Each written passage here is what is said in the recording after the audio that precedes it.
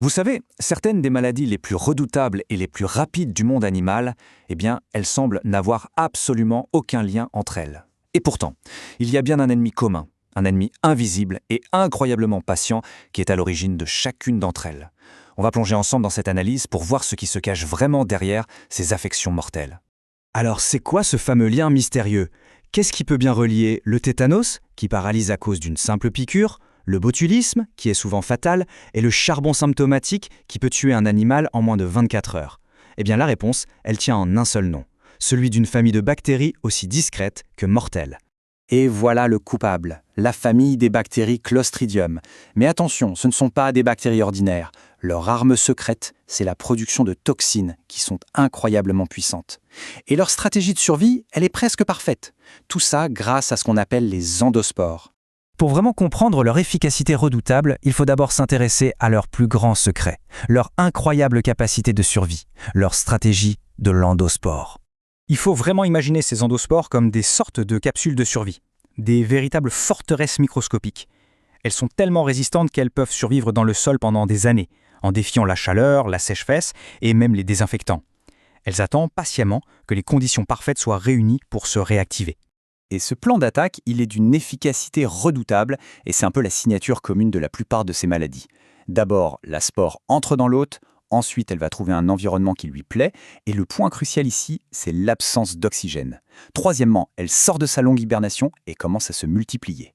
Et enfin, l'étape fatale, elle libère ces toxines mortelles qui sont spécifiques à chaque maladie. Bon, voyons voir un peu leur méthode d'attaque. On va commencer par la plus directe, l'exploitation des blessures, des plaies. Une même porte d'entrée, une simple blessure, peut mener à des destins complètement différents.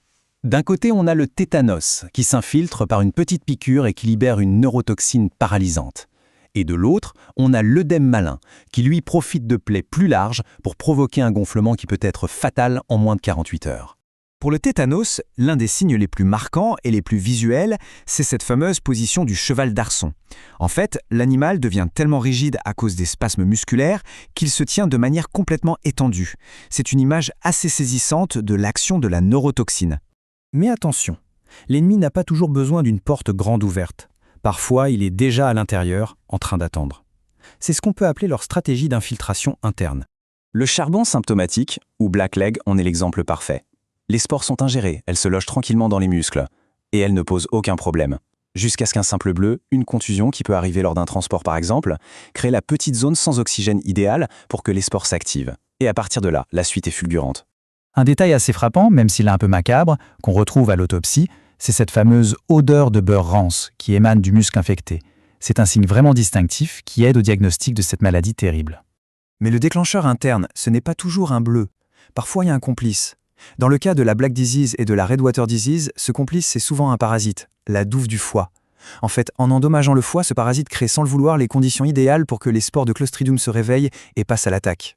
On en arrive à la dernière stratégie, qui est peut-être la plus insidieuse, la plus sournoise de toutes, car elle ne repose pas sur une blessure ou un déclencheur interne, mais directement sur la puissance brute des toxines elles-mêmes.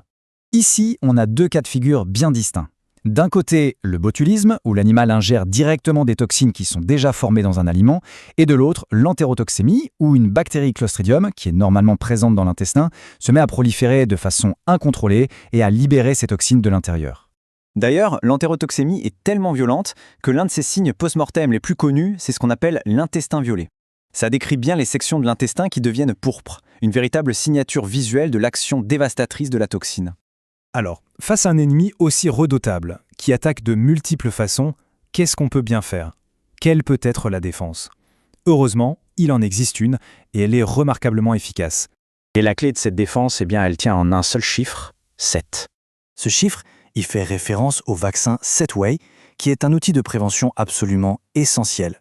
En fait, il protège contre toute une panoplie de menaces clostridiennes, y compris les agents responsables du charbon symptomatique, de l'œdème malin ou encore de l'entérotoxémie.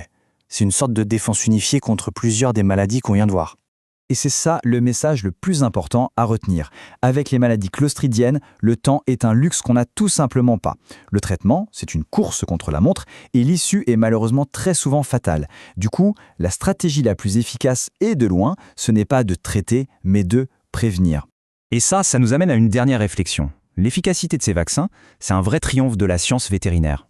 Alors on peut se demander, si la prévention est si puissante contre cet ennemi-là, quelle est la prochaine frontière dans notre combat contre les innombrables autres menaces microscopiques qui nous entourent ?